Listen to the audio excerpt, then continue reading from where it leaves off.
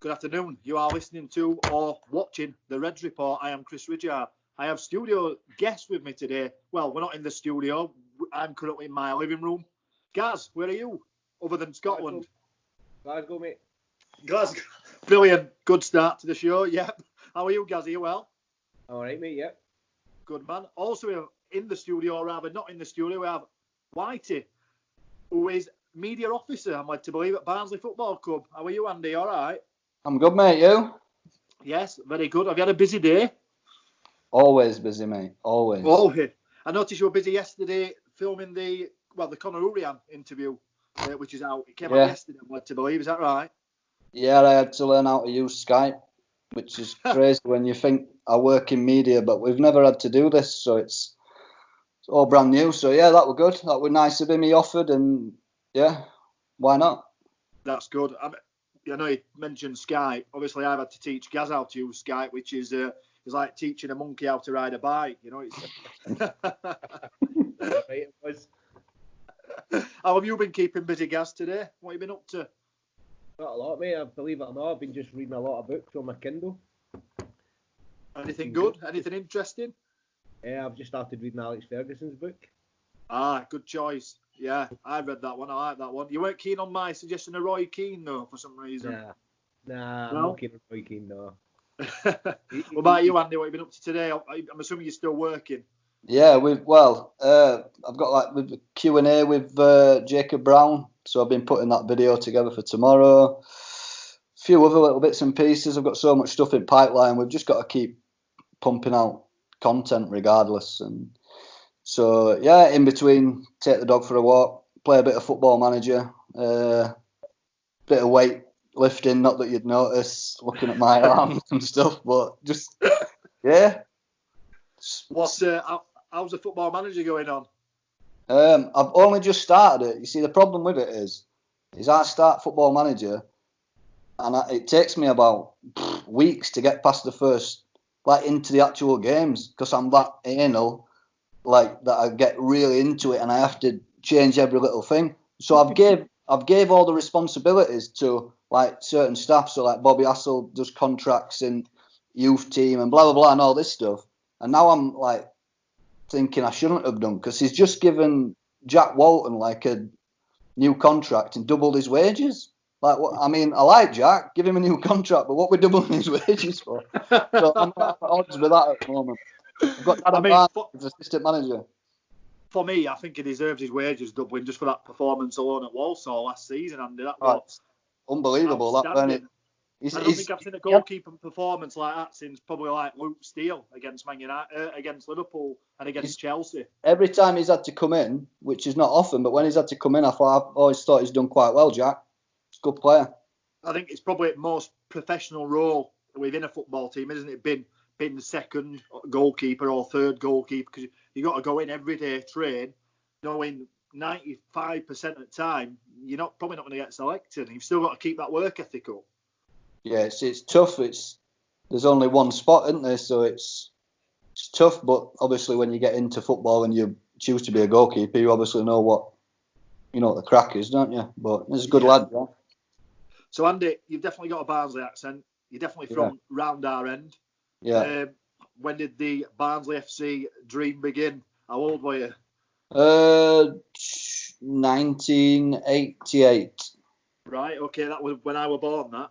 Yeah, Bradford City. I was about 6, 7 year old. So like Bradford City at home, in the old brewery stand, and it was 0-0. So Great game. Yeah. set the tone. Yeah, this is Barnsley. What made you want to come back after that one? Well, that's it. No, about 2 weeks later, I think we won 4-2 or something against Watford. I think David Curry scored a few. So yeah, and it was like a Tuesday or Wednesday night, whatever it were back then, and like it's a different world now, isn't it? Football compared to then, like that. I mean, I'd love to go back for like one day, like time machine, and just go back to. But as an adult, do you know what I mean? It were. I mean, you used to go for a wee.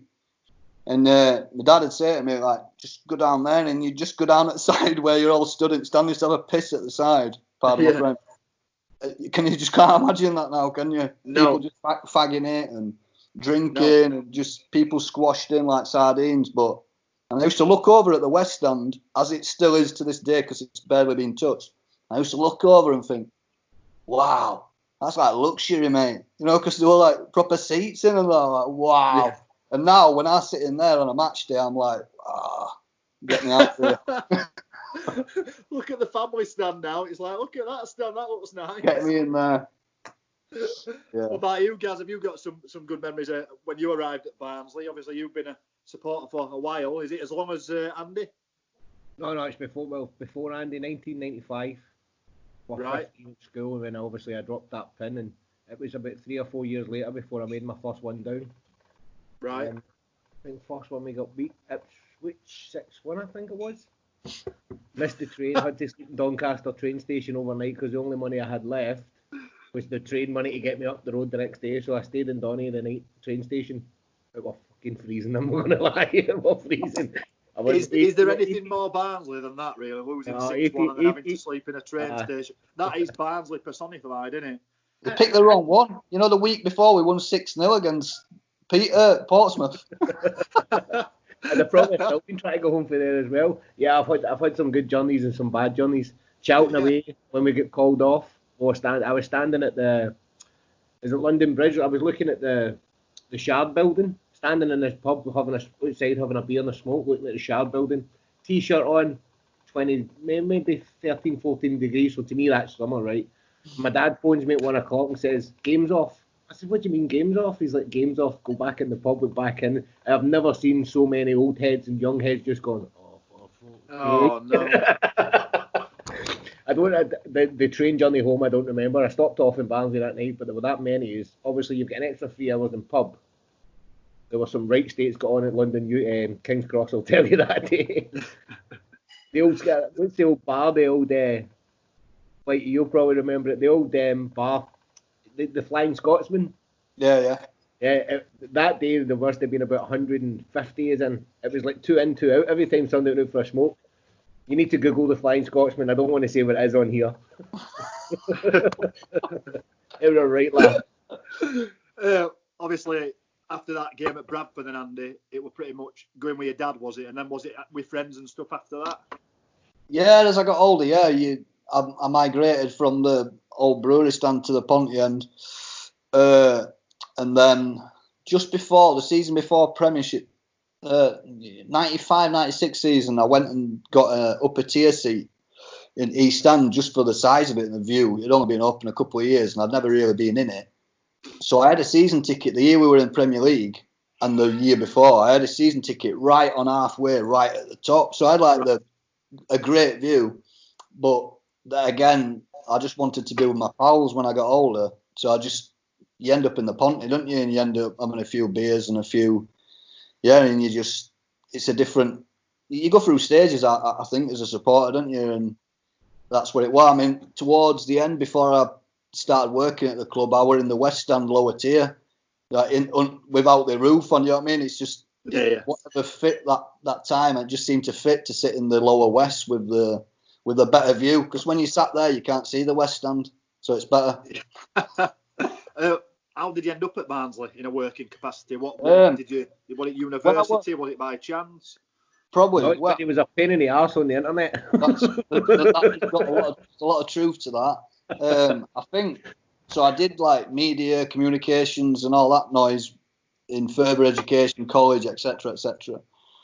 I never quite got where I wanted quick enough when I was like 19, 20, and I saw all my mates out like spending the money that they were earning in like factories, warehouses, and whatever, and getting smashed on a weekend, and I wanted that lifestyle. Sure. Yeah. So I just went and got a job, and I kind of gave in. I didn't go to uni, and I just sacked it off. And then as I got older, I started doing things as an hobby. So I would do like podcasts, blogs, funny little things, and just it revolved around Barnsley because that was my passion. And then I used to be in contact with Patrick for a good couple of years before I started the job, and he always used to message me and say, "I'd love you to come and work for us." And I used to think, yeah. And then like I'd get another one a few months later. Oh, I'd love to somehow get you a job at the club, and I was like, yeah. So then the last time when he asked again, I just thought, it's nonsense. And then he said, you need to go and see Linton, chief exec, for an interview. I want you to come and work with us. And I was like, it must be deadly serious this time, right? So I had to weigh up whether I gave up my job, which is like 5 minutes away, earning decent money, decent hours, like, do you know what I mean, to follow what I would say was my dream at that time, to do it, and that's how. Yeah. I think there is some truth in the fact that we're probably a bit of a nuisance online, so it would better to have the nuisance on your side, isn't it? I suppose. So at minute you're travelling to work, and you catch train every day, don't you, and stuff like that? I get train every day, mate. I'm against the old. I'm not a big fan of driving. It's just something that's never really been. Yeah. You know, I think you want to have to do it, don't you? And just not my cup of tea. I keep trying to learn. You do travel in car quite a lot, though, Andy, for your job. You've had some horrendous journeys, motorway, 6, 7, 8 hours, 9 hours. The Portsmouth journey is never a good one. We've had some beauties this season. We were just preparing to go to Loftus Road, weren't we, before it had stopped? And it's like you start at like 6 o'clock, and we go around picking everybody up. And there's like me, Matt, Keith, Clarkey, Chris. There can be like 5 of us crammed in a car, and it's not, you know what I mean? It's not a big car. It's like 5 of you crammed in for like 4 or 5 hours, and then again on the way back. It's a 17, 18 hour day, and as people don't realise, we don't actually get paid for match days. You get paid Monday to Friday. You're contracted to do your normal hours. So basically, the match days it's voluntary in a fashion, really. So it's like 18 hours, just basically graft, and they're quite they are quite tiring. As I'm getting older, I'm thinking I'd rather be on the sesh. You know what I mean? Yeah. Well, I'd rather have a few beers doing this. But they're a good set of lads, though, Andy, who you travel with. They're top lads, aren't they? Yeah, I love my colleagues. There ain't a bad person at that club, work-wise. From the people that I work with directly, like Clarkey, Chris, before, like Lampin, who just left, who was a great chap, Rob Davis before. I had some great colleagues, and then in the office, obviously Beth, who's just like Mrs. Barnsley, Zucky, for me, Zucky's an absolute hero, doesn't get enough credit for what he does. Lee in commercial, I could go on, mate. Karen, it's such a great tight-knit office. And Dane now, and Tamar as well, with their American accents and that, and it all adds to the fun. So, have you got a particular favourite moment from working at time in Barnsley? Obviously, you've been to Wembley twice. You went to Millennium Stadium. Millennium, was that as a fan, or were you working by then? No, we're a fan back then. I think, for me, my favourite moment is like a double-edged sword. It's like my favourite and my worst moment is Sheffield Wednesday at home, 2017. And we were all going out on the sesh afterwards as like a office outing. We're all getting ready for it. Early kick-off against Wednesday, so we've got plenty of time in town and that. And Winnall were coming back, weren't he? And I liked Sam, do you know what I mean? But we all know what went off and that. When he scored and he did that celebration and like running away, we were like, ugh. And you're looking forward to a night out on that, and he's ruining it. You're thinking, So for Angus to pop up and score last minute, wonderful. So that was it. And Ian, who works in commercial, he used to work at Wednesday. So like the Monday morning or whatever, we'd just plastered his office, mate, with like pictures of Angus McDonald everywhere. brilliant. I could speak all day, mate, about great memories, but that were like it went from like really bad, sour. You're in a really bad mood, mate. Even though it's your job, you're affected by the results, and especially this season. Do you know what I mean? When you're getting like beat every 18 games without a win and that, and you're trying to spin it into something positive. It's quite tough, man. But that's like you said. You mentioned the phrase double-edged sword. That is exactly what it is, because to you guys, yes, you do get paid. Yes, it is a job, but I don't think the money is enough to motivate you a lot to do this job. I think it's an incredibly difficult job. You really love the club. So when it goes good, it's a brilliant day. And when it's not, and when it's week after week, and when it's dire, it affects everything, doesn't it? I think you need to love football to do this job, and I think it helps. People disagree with me who work in the business, do what I do. But I think if it weren't Barnsley FC, if I were working for Bradford City, I'd have left ages ago, mate. Yeah. I mean, it's not. Nah, you've got to have a passion, in my opinion, for it. I've got a passion still there. It's not the dream. It's not like when you think, oh, it's going to be like this and that, mate. It's a lot harder, and there's a lot of stuff's happened in 4 years while I've been there. Some tough stuff, man, that you have to deal with, and you think, wow, how am I supposed to deal with this? Yeah. It's quite hard, man. Some emotional stuff. Gaz, he's mentioned his trips and up and down the motorway and stuff. There's no man really that makes more journeys, longer journeys than yourself. I'm assuming you're missing coming down at this minute in time. It's no nice, to be honest. It's not even like, obviously the football's the reason, but it's just like having a beer with Whitey or having a beer with you in the fan zone or speaking to Beth, dropping wine off. I mean, I better get that in, always dropping a wee bottle of wine off every now and again. But just people like that, you know what I mean? Like people that have took to me over the years. That's what gets me. It's obviously the football as well, but sometimes, like you said, it's not been very good this season. But the whole experience for me getting on the train, and I'm like Whitey, I've never got an interest to drive. Never. I work in a city centre where it costs you like £2 to park your car for 10 minutes. Yeah. To go. I've just never done it, so I actually enjoy the megabus. I enjoy the train. That's my time, just chilling out. You know, sometimes you look and you think, why is he doing that? But I actually enjoy it because of my job. I get away from being a chef and 50 hours a week. I got on that megabus at 9:30 at night, travelling to Willie Edge. And that's it, you're done. People, all my chefs are in bed, sleeping, and when they phone in sick the next day, I'm already 6 cans deep in a Witherspoon's breakfast, you know what I mean? So there's nothing I can do when it goes pear-shaped. And that's why I enjoy about it, you know what I mean? It's my time, I get away from all the hustle and bustle of it. But yeah, missing the people as well, you know what I mean? That's the main thing. But that's just Barnes, isn't it? It's just a social event, isn't it, going to the match? It's not just the football. I mean, he's mentioned the fan zone there, Whitey. Clark has done a great job with that, hasn't he? And so have the supporters trust. It's real social event. It kind of brings us all together just a little bit earlier.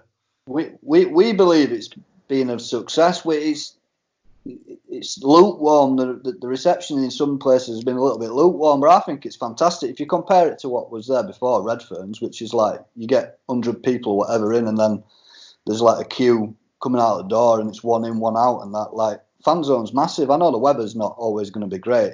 Maybe we should like close it, like set like gets to November and say right, that's it. But then, But we've thought we'll fight through it and we'll just open it regardless. If people come, people come. I think it's been a really good thing. Clark has done a lot of positive stuff in terms of trying to re-engage with like young fans, older fans, and things like that. And within budgets, of course, so you can only do so much. But I mean, eventually we're hoping to make it better and better and just keep expanding. And but again, like I say, it comes down to money. And with all this going on at the moment, you know what I mean. Your guess is as good as mine.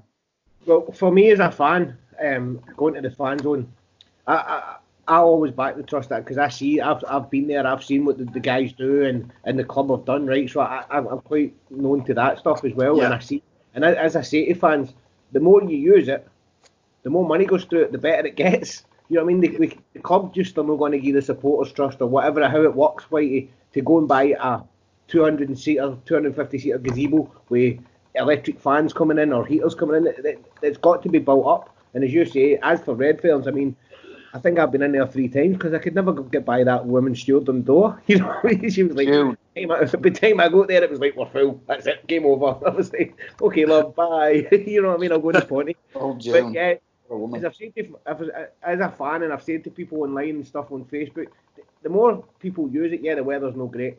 It's no great. there is going to be. I mean, how long's it been going? How long's it been up? Just 5 months. Do you know what I mean? So there's learning curves. I mean, I think the big issue was I seen online was the toilets. The next game there was toilets there. Yeah. People, do you know what I mean? It's like if fans use it more and spend more, and Yeah, use it's a massive learning curve. It's not been done before at Barnsley as such. Like you said, they had red ferns.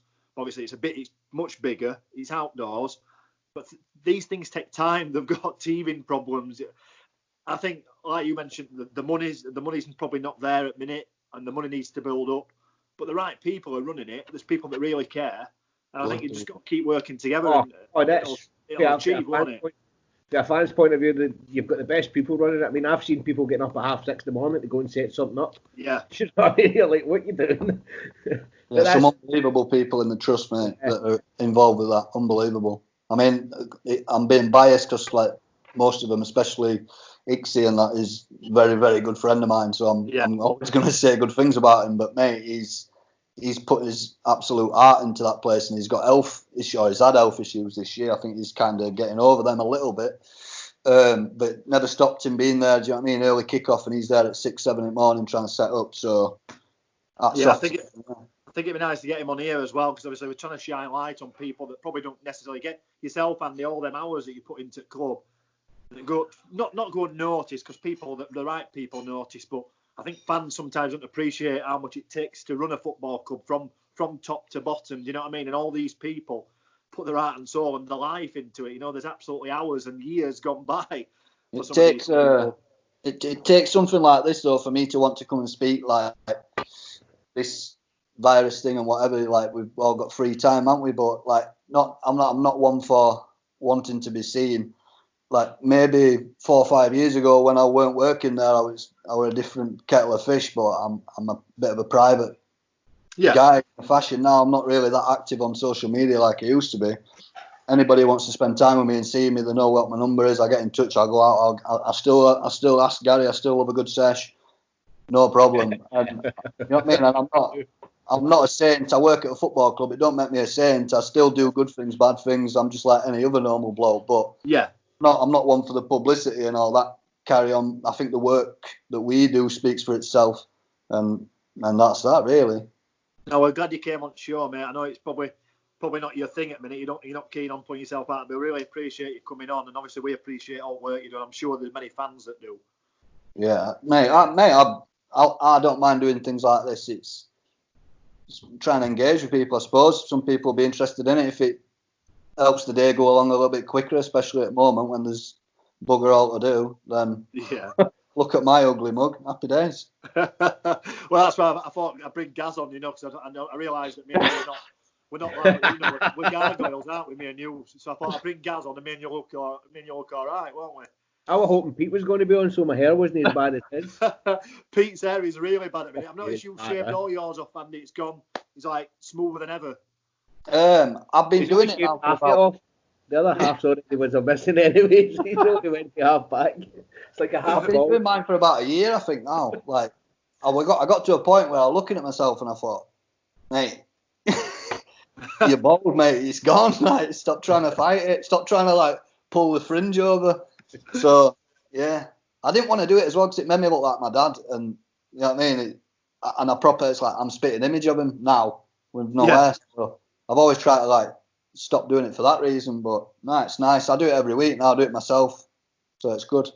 Well, you're one step ahead of everybody else because obviously people are trying to do it now because you ain't got an hairdresser, but you're already on it. You probably Connor Chafford did his the other day. Yeah, Connor did his. So yeah, I think a lot of the players will be having to do that now, won't they? So Andy, you mentioned a few of your moments that you really enjoyed. I'm assuming you loved the double promotion, been to Wembley twice, other than the journey. Yeah, I weren't working then. I'd just started just after that. That was my last as a fan. So I went with Matt Bailey and a few mates, and I think I saw Gaz that day as well. Spent a couple of nights in where were we? Brent Cross or somewhere mental. Hey, I can't even discuss some of the stuff that I were up to. I can tell you any of the things that I get up to when I'm out on a night out, I'll be honest. I remember being in Cardiff with you earlier on in the season. I think it was like 2:45, Oh, watching Joshua, yeah, weren't we? It was about 2:45, and yourself and Matt Bailey looked at me and went, "Come on, then, where are we going next?" It was like 2:45, and I was ready for it. What? Where are we going next? You're like absolute animals, you are. Yeah, Matt was still out. I think it was about 5:30. We couldn't. There were nowhere. there were nowhere else open, so we had to call it a day. So we went and bought some tinnies from this 24-hour. Went back to the hotel. I think we were up a couple of hours later and went home. But yeah, me and Matt are always the last out. Always. So what we've been doing recently when a guest come on is we've been talking about something in football that they want rid of, and it goes into room 1 or 2 and it's gone and it's never seen again. So far we've got wind in there. Guess who put wind in? Clarky. It did. We've got bad refereeing decisions. That's in there. VAR, I think that's been put in. I can't remember what John Parkin put in. I think Pete joked that it was running 20 yards. Is what Pete joked. So is there anything that you want rid of out of football if you get rid of one thing, Clarky? Andy? I don't want to, it sounds harsh, but where I sit in the West End, there's a woman and she's about, I would say, she's got like late 80s, and she screams and shouts during the game. You can hear her and she's like, go on, all the way through. And like, she's probably a lovely woman and I appreciate that she comes to watch it, but my days, that's I'd like to stop her making that noise. I don't want to get rid of her, but maybe put something over her mouth during the games. What do you think? Do you think that should go in, Gaz? Yeah, definitely. I can just see the woman's children writing the email up just now. That media man. She's been there forever. And you can actually hear her on some of the some of the highlights, the footage. You can hear her. You can hear her in the background. You only know if you know. If you know, you know. You know who it is. But yeah, that's brilliant. So obviously you're absolutely gutted with what's going off this season. It's quite shocking, isn't it? Where do you think it's going to end up? What do you think's going to happen? This virus. Yeah, and the season. Your guess is as good as mine. I genuinely think that from a personal perspective, so this isn't a club opinion. No, of course. From a personal perspective, I've not really got any time. I'm doing my job, so I am still putting stuff out, doing my job.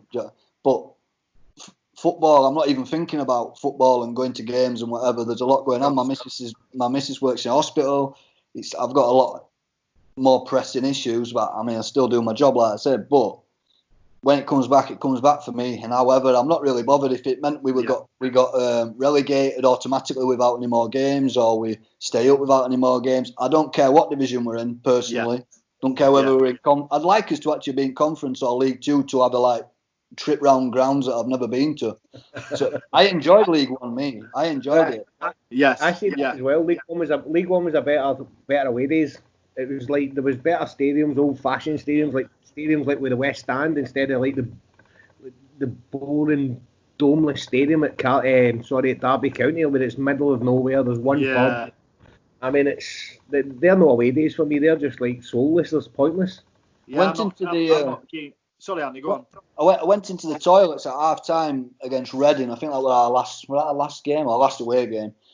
Went in at half time, used toilet, and I was looking out of their window across at it, and it's like on an industrial thingy. It's one of the most dull stadiums that you'd never. They've just built it. They've put no thought into it. And in my brain, I was like, I'm bored of coming to Reading. Do you know what I mean? I've been to Reading 3-4 times now. We never get a result there either. And it's like, take me back to Accrington. Do you know what I mean? Take me back to Gillingham. Take me back to these states. But I understand from a job perspective, working perspective, financial, we need to be playing at the highest level that we can play at. But from a selfish point of view, some of the trips that we made last season, like Southend, is an absolutely appalling stadium, but it were brilliant.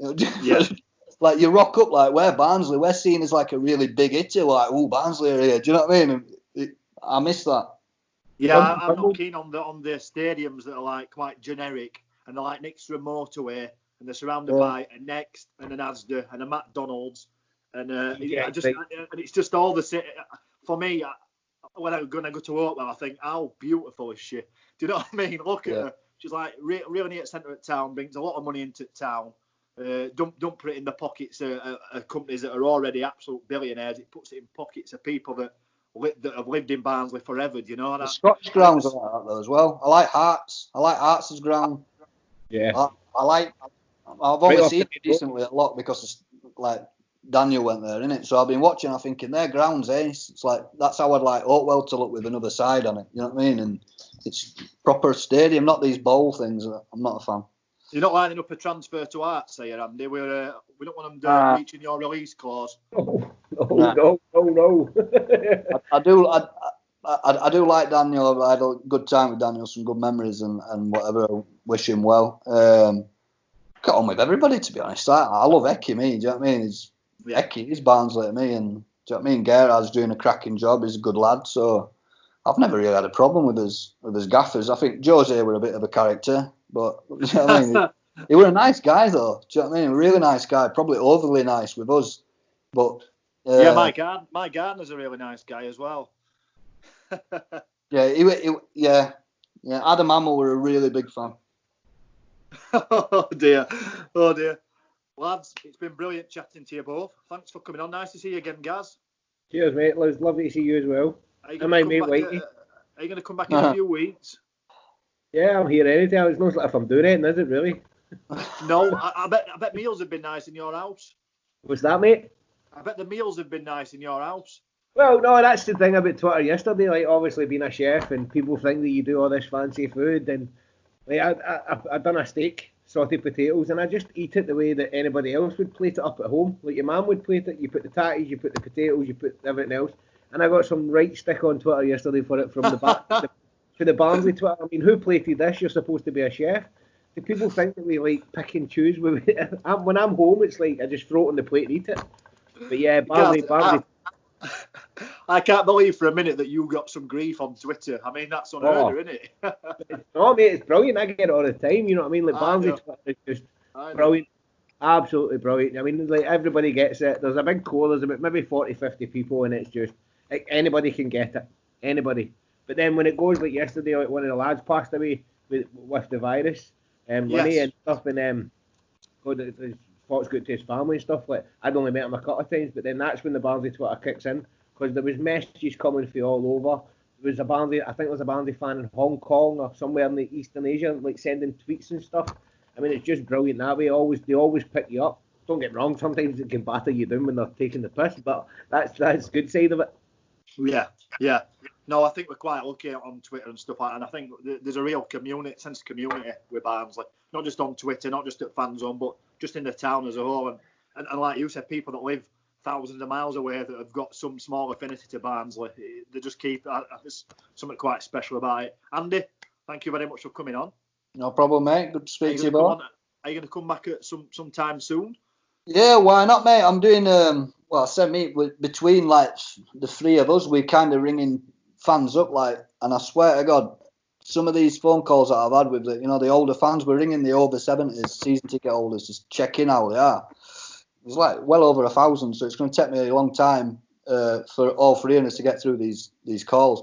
I've ended up on the phone, mate, for like 40 odd minutes with some 80-year-old guy in Skegness talking about Barnsley and stuff, and it's quite nice. Do you know what I mean? There's certain things that we've been doing during this outbreak, pandemic, whatever, that we'd never get the chance to do. Do you know what I mean? So it's trying to look at it from the positives. It's like people who've had like children recently, they're now probably getting to spend time with the kids at home, innit?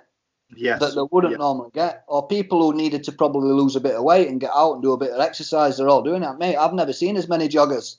Speaking of exercise, isn't he going to be on a bike ride? Is he still doing that? Are you still doing it? How's the biking going? Well, the bike that I've ordered's not turned up yet, because obviously so I've got a mountain bike, and it's no good. Trust me, it's no good. I feel as if I've been going a night out with Big Barry, I'll tell you. And no. It's no be good, lads, I'll tell you. But yeah, I'm still going. Whenever the football starts, I'm still going to do it.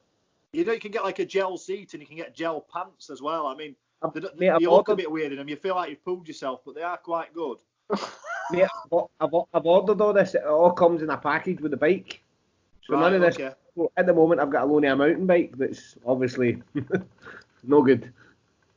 Lads, it's been brilliant. Listen, we could talk all night, us three. I have no doubt. Just keep going at the fridge and getting a beer. But we'll call it a night. We'll definitely do it again sometime. All right. All right, chaps. Brilliant. Cheers, Thank mate. you very much. Bye. All the best. Have a nice weekend, you two, and stay safe. And we'll speak You soon. too, mate. All right. Cheers, Ta-ra, mate. everybody. Bye-bye. Bye bye. Bye bye.